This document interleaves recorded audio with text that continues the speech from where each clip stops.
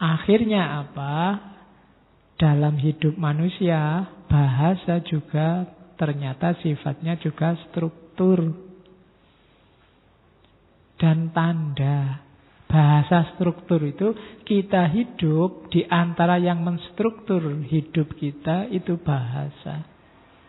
Kamu tidak pernah kan bikin bahasa sendiri, selalu diajari, selalu dikasih. Tidak mau Pak, saya ingin bebas dari struktur, saya ingin bikin bahasa sendiri. Ya kono bikin tapi tidak ada orang paham, tidak akan fungsional. Jadi bahasa itu juga salah satu struktur yang membentuk kita. Biasanya secara nanti ada kajian namanya psikolinguistik. Di balik bahasa ada dimensi psikisnya dan itu juga berpengaruh. Rasakan kalau kalian sedang ngomong Inggris sama kalau sedang ngomong Arab, sama kayak ngomong Indonesia, sama kayak ngomong Jawa, itu rasanya agak beda. Itu membentuk struktur bahasa Jawa yang ada ngoko, ada kromo madya, ada kromo inggil, sama bahasa Inggris yang untuk semua orang you. Nah, itu kan beda. Itu menstruktur juga di hidup kita. Karena bahasa kita ada 3 level, misalnya kita Jawa, maka setiap kali berhadapan dengan orang kamu harus ngukur dulu. Ini levelnya harus ngoko, apa kromo tengah, kromo madya, apa kromo inggil. Itu kamu harus ngukur. Jadi ketemu orang tidak bisa sembarangan. Untuk dimasuki ide-ide semacam egalitarian itu agak susah. Beda sama Barat. Yang ketemu siapapun you, sama Tuhan juga you, ya kan? Oke.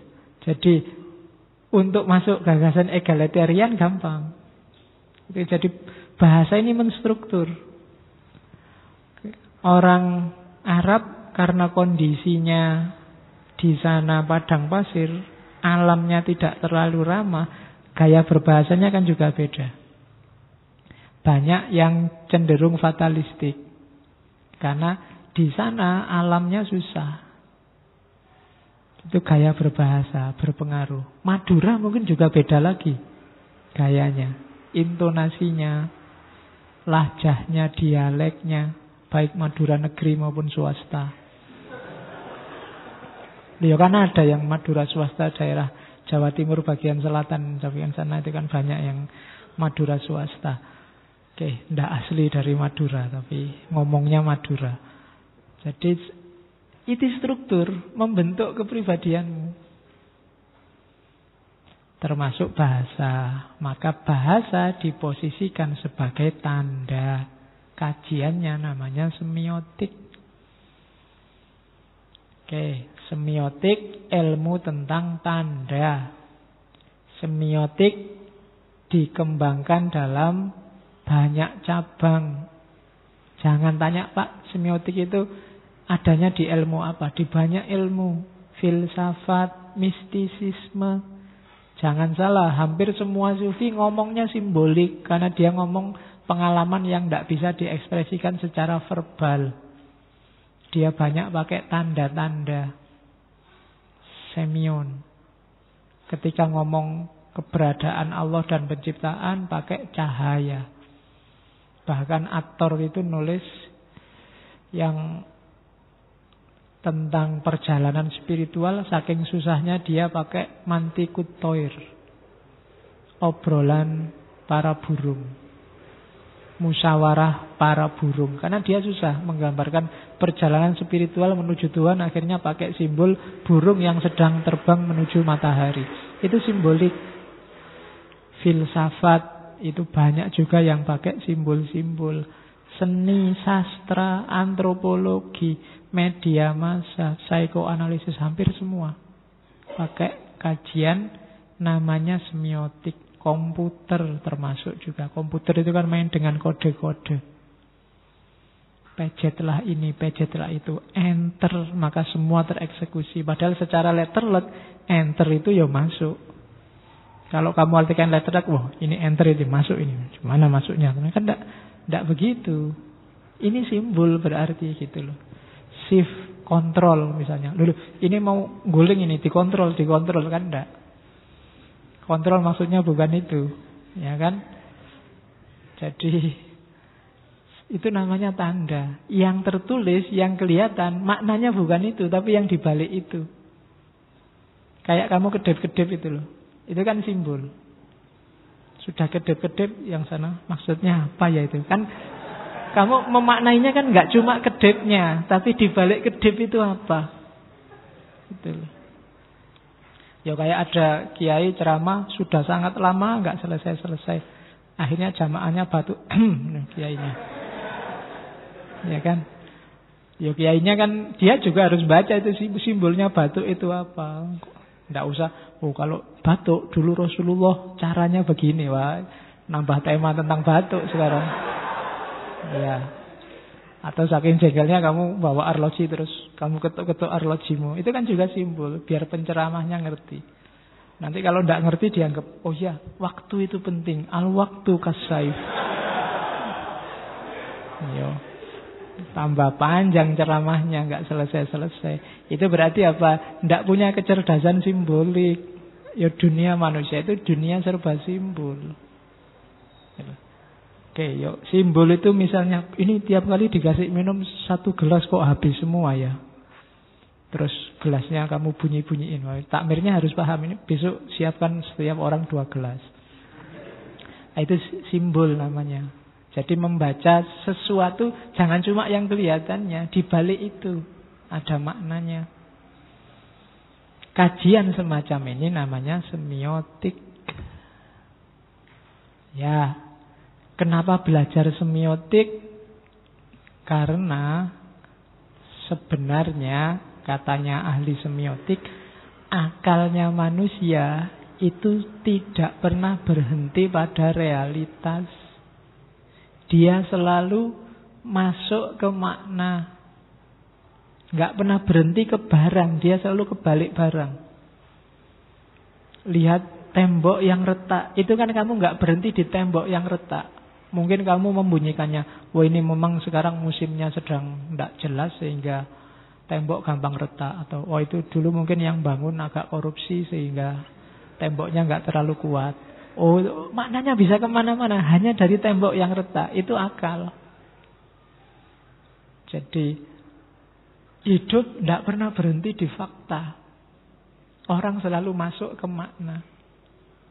Faktanya adalah banyak orang demo ke Jakarta, itu fakta. Tapi kepalamu kan membunyikannya tidak sekedar demo ke Jakarta. Tapi apa makna dibalik demo ke Jakarta itu? Ada yang bilang bagus, ada yang bilang kurang kerjaan, ada yang bilang macam-macam. Sesuai cara dia menangkap simbol itu. Ada yang bilang itu menunjukkan betapa umat Islam itu menakutkan. Ada yang bilang itu menunjukkan betapa umat Islam itu kompak. Ada yang bilang itu menunjukkan betapa umat Islam itu suka piknik. Ya contoh ini. Jadi bisa kan dimaknai begitu. Kepalamu bisa membunyikannya versimu. Tapi kan gak pernah berhenti di sekian juta orang. Tidak. Jadi informasi apapun, kamu tidak pernah berhenti di bunyinya. Kamu selalu menangkap kebalik itu. Kemarin Tito bilang, untuk demo 212, biaya pengamanannya adalah 43M. Loh, kamu cek itu kan mesti kamu memaknai, wah uang negara sebanyak itu. Nah, kamu kan nggak pernah berhenti di 43M-nya. Oh 43M loh Pak. Oh ya sudah Pak. Kan nggak pernah begitu. Tapi kamu menafsirkannya, wah uang negara sebanyak itu 43M, kalau dibeliin nasi kucing bisa dapatnya misalnya. Ya kan, kamu mesti masuknya ke belakang, tidak pernah berhenti di 43M. Jadi itulah semiotik, orang tidak pernah berhenti di tanda. Wong kamu lihat jenggot aja kan mesti memaknai. Jenggot ini jenggot sekuler apa jenggot radikal misalnya. Oh, iya kan? Kamu masuknya kan mesti ke situ, tidak pernah berhenti. Jadi Ndak, kita penting maka belajar ini. Manusia itu tidak pernah berhenti di bahasa, dia selalu masuk ke simbol. Dan memang informasi itu tidak selalu tampaknya saja, tapi apa yang dibalik yang tampak. Ya kan, kayak Indonesia itu benderanya merah putih. Kan orang nggak berhenti bendera merah putih adalah ya warna merah sama warna putih. Kan nggak begitu. Merah artinya apa, putih artinya apa. Kan kamu selalu begitu. Realitas itu simbolik. Garuda Pancasila itu menunjukkan apa, kan selalu begitu. Tidak pernah berhenti di fakta. Selalu masuk ke makna. Hidup kita selalu sifatnya simbolik. Bajumu aja kan begitu. Kalau baju koko kamu maknai apa, yang pakai jin dimaknai apa, yang pakai sarung dimaknai apa. Kan nggak pernah berhenti di sarung. Sekedar pakai sarung, wah santri nih, kan mesti gitu. Pakai jin, apalagi sobek-sobek gaul nih. Kan kamu nggak pernah berhenti, itu celana ya celana, sarung ya sarung. Tapi kamu selalu kebalik itu. Itu gunanya kamu belajar semiotik. Jadi macam-macamnya sekarang. Tanda itu dalam dunia semiotik ada banyak. Ternyata tidak satu. Ada semiotika analitik. Semiotika analitik ini berarti disiplin yang mengkaji analisis tanda. Jadi dia isinya analitika tanda. Gimana memahami tanda, strukturnya tanda itu semacam apa, dan seterusnya. Ada lagi semiotika deskriptif. Kalau semiotika deskriptif ini sifatnya cuma menjelaskan aja. Indonesia, dia menggunakan bendera merah putih. Yang merah artinya berani, putih artinya suci. Nah itu deskriptif, cuma cerita. Kemudian kalau jalan ada lampu merah.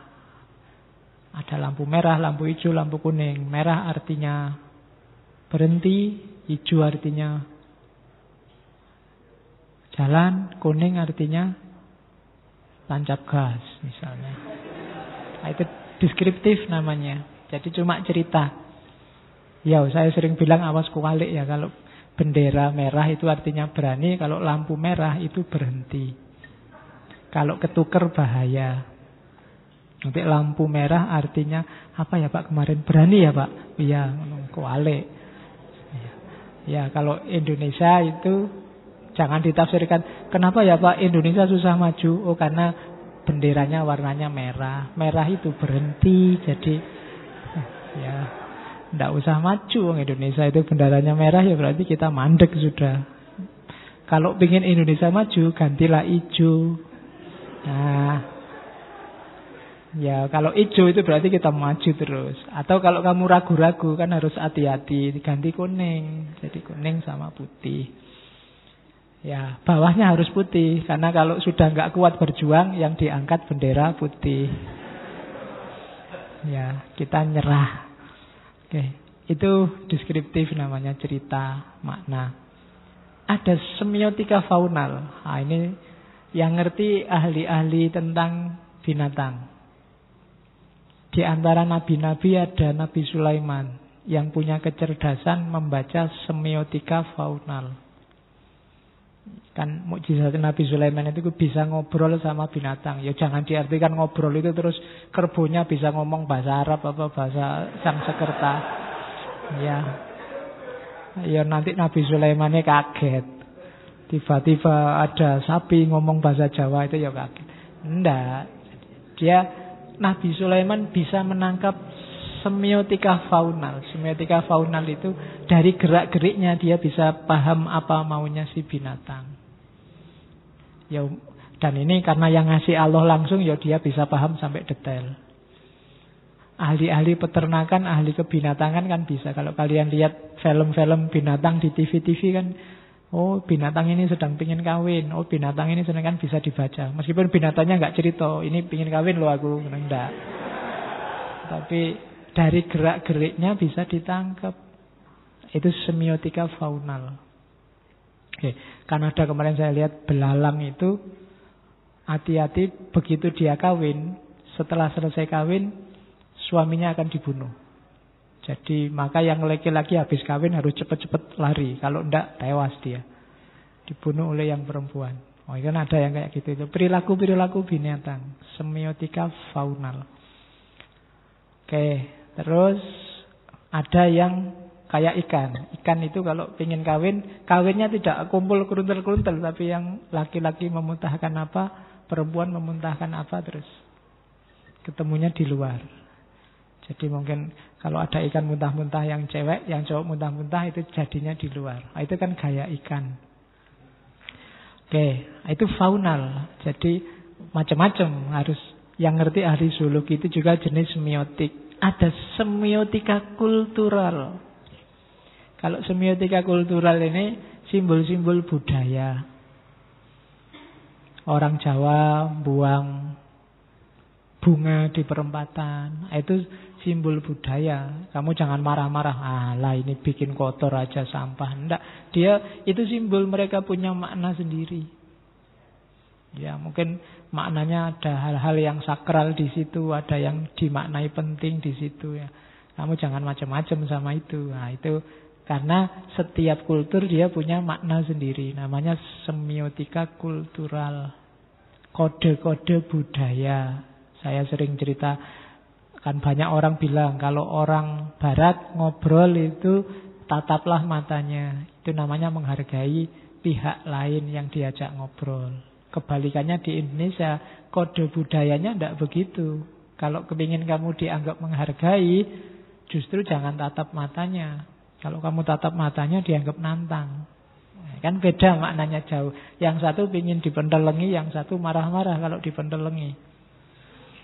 Itu kan kasusnya Nusron kemarin. Mungkin Nusron terlalu lama hidup di barat. Jadi kalau ngomong pakai menteleng-menteleng ya itu. Padahal Nusron sendiri bilang ya memang gawan bayi itu, bukan karena pengen menteleng. Nah itu kode-kode kultural, kode-kode budaya. Terus ada semiotika naratif. Semiotika naratif ini ngomong mitos-mitos misalnya, itu naratif sifatnya. Nyai Roro Kidul, itu kan semiotika naratif. Ada semiotika natural. Ini kode-kode alam, tanda-tanda alam, yang masing-masing punya makna. Pinter-pinterlah membaca. Itu semiotika natural. Allah nyuruh kita membaca ayat-ayatnya, itu antara lain ya semiotika natural. Itu bacalah tanda-tanda alam. Tadi ada gempa di Aceh, itu tanda-tanda. Silahkan kamu maknai sendiri. Harus cerdas. Jangan kan ada orang memaknai itu sesuai kepentingannya saja. Waktu demo ndak hujan, inilah bukti kekuasaan Allah. Mau hujan nggak jadi. Besoknya lagi demo hujan, inilah tanda-tanda kekuasaan Allah. Kita dikasih rahmat berupa hujan. Ya padha wae. Hujan gak hujan pokoknya apik kabeh. Ah ini cara baca kayak gini semiotika natural. Ya nggak tahu yang pas yang mana. Jadi membaca tanda-tanda alam. Ada semiotika normatif. Ini kode-kode, tanda-tanda yang berhubungan dengan norma-norma, aturan-aturan. Terus ada semiotika sosial. Kode-kode dalam interaksi antar manusia. Kalau misalnya kalian hidup di kos-kosan, itu bikin kode bareng-bareng teman sak-kos. Pokoknya kalau aku dehem 3 kali, berarti kamu keluarlah, pacarku mau datang. Nah itu semiotika sosial. Ya, atau kamu suka diapeli yang kamu tidak suka. Terus saya bilang, pokoknya kalau aku dehem 3 kali, kamu datanglah, ajak aku keluar kemana biar pacarku pergi, aku sebel sama dia. Nah, itu semiotika sosial. Bikin kode-kode bersama. Ya kayak di kampung dulu ada kentongan. Nah itu simbol semiotik sosial. Kalau dipukul sekian kali berarti ada pembunuhan. Dipukul sekian kali berarti ada. Nah, sekarang jarang ya orang pakai kentongan. Di desa saya dulu kalau jam tengah malam ada kentongannya. Jadi orang mukul tiangnya listrik itu kalau 12 ya dipukul 12. teng sampai 12 kali. Kadang-kadang kelewatan 13. Cuma kan nggak bisa dikurangi, sudah terlanjur. Ya. Nanti kalau sudah 13 dulu kok 13 dikurangi lagi, dipukul lagi ini dikurangi jadi 12 malah susah. Susah ya kalau sudah lebih. Oke, ya kayak kamu sholat kan dilarang bergerak lebih dari 3 kali. Kalau sudah 1, 2, 3. 3 ini. Masa gini terus sholatnya tidak enak. Kalau ditambah gini jadi 4. Susah ya. Nanti sholatnya batal. Biar sholatnya nggak batal gini aja deh terus pokoknya. Ya, terus yang terakhir semiotika struktural. Kalau semiotika struktural ini ngomong struktur, kayak yang diomongkan sebentar lagi. Terus bahasa. Sekarang kita mulai masuk ke teori-teorinya. Yang pertama, ini asumsi-asumsinya. Bahasa itu sifatnya arbitrer. Arbitrer itu mana suka. Jangan ditanya alasannya. Kamu ndak usah debat, bikin seminar internasional, temanya adalah mengapa ini dinamai mikrofon. Ndak usah.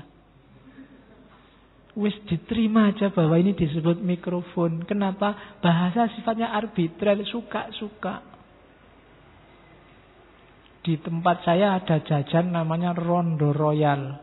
Itu kamu nggak harus, wah ini perlu dekonstruksi ini masa namanya Rondo Royal. Ya ben wae ndak apa-apa meskipun cuma tape yang digoreng dikasih tepung itu kan terus disebut rondo. Ini rondonya di mana, royalnya di mana? Ndak ada. Ya sudah karena memang sifatnya arbitrer. Jadi tanpa alasan, acak wis sakarepe dhewe. Tergantung dulu nenek moyangmu menyebutnya apa. Wong itu cuma kita warisi. Oleh karena itu, jangan diartikan letterlek. Anggap itu simbol, yang penting kata itu mewakili apa. Mewakili barang apa. Kan gitu. Jadi sifatnya mana suka arbiter. Itu contohnya kata jendela dengan barang gambar kayak jendela. Itu kan nggak bisa kamu rumuskan. Kenapa itu disebut jendela, itu disebut pintu. Nggak penting sudah itunya. Ya kamu bisa telusuri. Ini mungkin dari bahasa Sanskerta. Dulu asalnya apa, usulnya apa. Kemudian nggak penting itu. Sekarang kata jendela itu maknanya adalah barang yang semacam ini. Jadi itu namanya sifatnya arbitrer. Suka-suka. Jadi untuk urusan nama, kamu tidak harus debat. Jangan menggugat nenek moyangmu atau saya tidak suka nama Rondo Royal. Itu terlalu kedaerahan. Ganti pakai bahasa Indonesia, kita nasionalis. Diganti namanya janda. Apa ya royal gitu bahasa Indonesia. Saya kan nasionalis, tidak mau pakai bahasa Jawa. Rondo Royal itu kan Jawa. Tidak bisa, namanya Rondo Royal ya. Kamu nulis skripsi ada kata Rondo Royalnya, tetap jangan diterjemahkan. Nanti kamu jadikan saya jalan-jalan di kampung beli janda royal. Tidak bisa. Tidak paham orang. Ya wis ben sesuai istilahnya, sesuai kata-katanya. Jangan diterjemahkan. Oke. Jadi bahasa yang jelas sifatnya arbitrer. Yang